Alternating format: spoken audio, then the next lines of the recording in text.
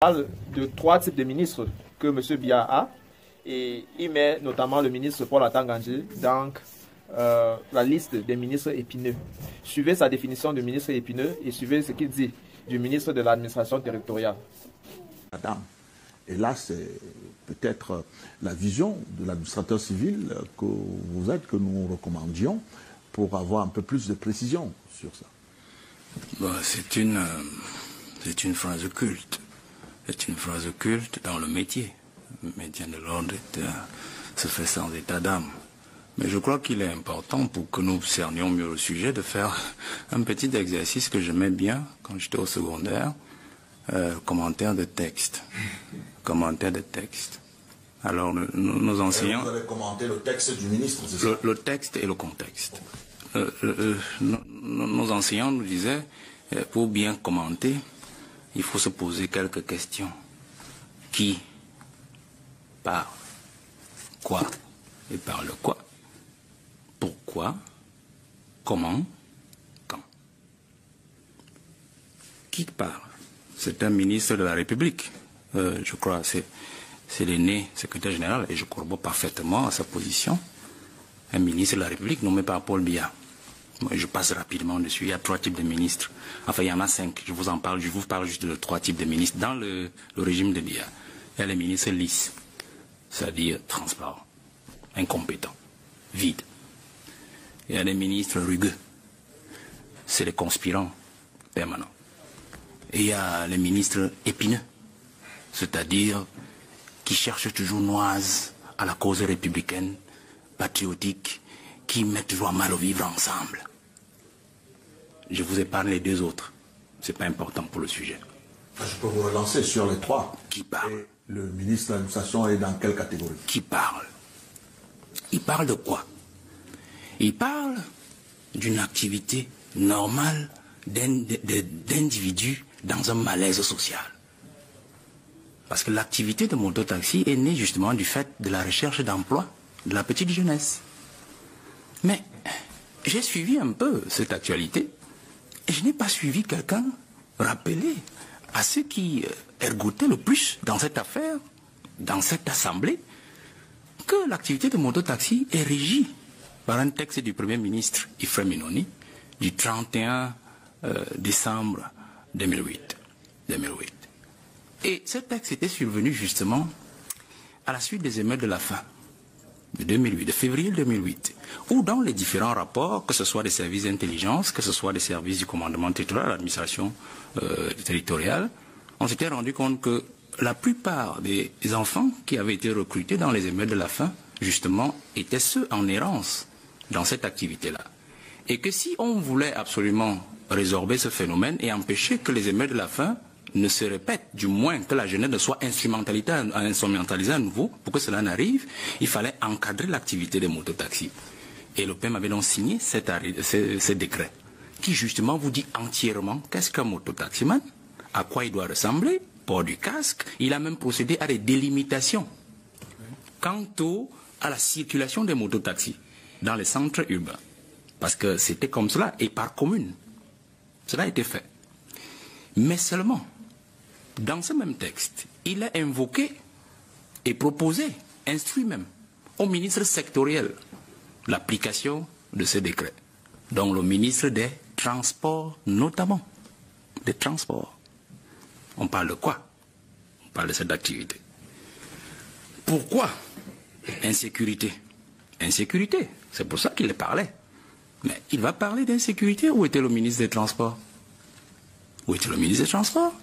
Parce que si vous voulez parler d'une activité insécure, il faut d'abord maîtriser l'activité, il faut maîtriser les agences qui s'y trouvent, ou les personnes qui s'y activent, leurs identités. Et pour les connaître, c'est au transport. Parce qu'en fait, quelqu'un qui est sur une moto est astreint à la loi au même titre que celui qui est derrière au volant d'un taxi. C'est-à-dire, il doit avoir son permis, sa moto doit être immatriculée, la commune de rattachement, on doit connaître sur son chasuble, il doit appartenir à un syndicat, ainsi de suite. Il doit même avoir un badge, vous comprenez? Donc si vous voulez juguler l'insécurité, on est donc sur le pourquoi l'insécurité. Donc il ne faut pas venir dire que il y a 700 cas d'accidents, je ne sais pas, 900 cas d'agression. Il faut appeler le ministre des Transports pour d'abord chercher à savoir est-ce que le travail est même d'abord fait. Est-ce que chaque personne qui est derrière un guidon est connue par l'administration comme exerçant dans ce corps de métier? Alors le comment, j'abrège ces parties du commentaire de texte et de contexte. Le comment. Comment parle-t-il? Comment parle-t-il? Alors vous savez, il parle justement comme un ministre épineux. Vous qui vouliez absolument avoir une réponse. Il parle justement comme un ministre épineux, c'est-à-dire un ministre qui met à mal constamment le vivre ensemble dans la République, qui rompt la quiétude des Camerounais. Parce qu'on ne parle pas comme ça à un peuple. On ne parle pas comme ça aux gens qui ont donné leur assentiment à celui qui vous a nommé. On respecte le peuple. C'était les abeilles à un moment, c'était les serpents. Aujourd'hui, il dit Moulinex. Bon, je n'entre pas dans la confusion de Moulinex et d'un mixeur, parce qu'en fait, c'est une marque. Bon, je sais peut-être que dans l'esprit, vous savez, l'homme s'attrape par la parole et l'oiseau s'attrape par la patte. Vous savez, la plupart des ministres sont des actionnaires maintenant. Vous savez, peut-être qu'on ne sait pas, peut-être qu'il a des actions à Moulinex. Moi, je n'en sais rien. Celui qui lui a écrit cette affaire-là, il aurait pu lui dire quand même qu'il ne s'agit pas de ça, il s'agit plutôt d'un mixeur. Mais le plus important est de lui faire savoir que cet engin qui sera mixé, ce type de condiment qu'il a choisi plutôt que d'autres, marche à l'énergie électrique. Et que l'énergie électrique, s'il faut rester dans l'allégorie, c'est le peuple. Si le peuple, qui est l'énergie électrique, n'alimente pas le mixeur, il n'écrasera personne. Il n'écrasera personne. Et vous savez, le mixeur, il voulait dire les forces de maintien de l'ordre. Vous comprenez? Mais les forces de maintien de l'ordre ne sont pas les forces de maintien de l'ordre d'un individu. Qui plus est un peu... Les forces de maintien de l'ordre appartiennent au peuple camerounais. Comme les forces de défense. Ça veut dire qu'il n'y a qu'une seule personne qui peut mobiliser les forces de maintien de l'ordre, c'est-à-dire celui qui a reçu autorité. Je rentre donc dans la technique du maintien de l'ordre. Il était à Yaoundé.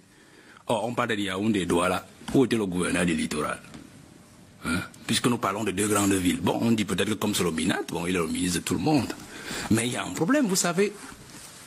Je m'amuse toujours, quand j'étais au commandement, je disais toujours, le ministre de l'administration territoriale est un maillon, comme tous les ministres. Le commandement territorial est très délicat. Beaucoup de ministres de l'administration territoriale sont tombés dans ce traquenard parce qu'ils pensaient qu'ils sont les patrons des préfets, des sous-préfets, des gouverneurs. Non. Le gouverneur, le préfet, selon le décret de 2008, de 377, est le représentant du président de la République. Vous voyez, on est au-dessus du Binat. Du gouvernement, du Premier ministre et de chaque ministre, y compris le Binat lui-même. Vous comprenez? Il n'y a que le sous-préfet qui n'est pas le représentant du président de la République depuis ce texte de 2008. Avant, il était. Vous comprenez? Ça veut dire quoi? Ça veut dire que vous pouvez être ministre de la mission territoriale, vous donner une instruction à un sous-préfet ou à un préfet, à un gouverneur, qui juge manifestement illégal ou inapproprié, il ne l'appliquera pas. Parce qu'en fait, vous manquez de méthode. Vous manquez de méthode. Vous comprenez? Donc, ce qu'il fait là, c'est pas comme ça que ça devrait être fait. Je vais donc dire, sur la dernière question qu'on doit se poser, le comment. Dans le comment, le pourquoi. Quand on parle d'insécurité, je sors par là, je ne vais pas être plus long. Ces enfants, quand on dit les kidnappings, mais il faut savoir que, vous pensez que le motoman, moi je n'entre pas dans les pickpockets. Ces histoires, c'est basique. C'est basique. Dans les taxis, on en fait. Vous comprenez? Nous sommes dans une période délicate dans ce pays. Moi, je suis une certaine actualité. Il y a des influenceurs qui sont spécialisés uniquement dans le relais des faits d'insécurité. Un enfant a disparu, on a retrouvé un adulte mort quelque part, les organes extirpés, un enfant a disparu, on a retrouvé sans son sexe, tel ceci. Par jour, il y en a au moins 2 ou 3. Vous croyez que le petit motoman qui a acheté sa moto, s'il en est même d'ailleurs propriétaire à 500 000, il gagne quoi? À prendre les organes d'un enfant ou d'une dame ou d'un homme. Vous comprenez? Ça veut dire qu'il y en a plus puissants que lui qui ont commandé et qui attendent et qui lui donnent. Vous comprenez? L'insécurité dont il parle donc, ce n'est pas les pickpockets. c'est celle de protéger les Camerounais contre ces gens-là qui veulent s'éterniser au gouvernement et au pouvoir en faisant des sacrifices humains sur ces choses-là, sur ces personnes que ces enfants kidnappent et vont leur livrer. Vous comprenez? Le problème est donc plus profond. Ferdinand Nana Payon, en communication, il y a quand même... Après, il y a le décodeur, il y a le récepteur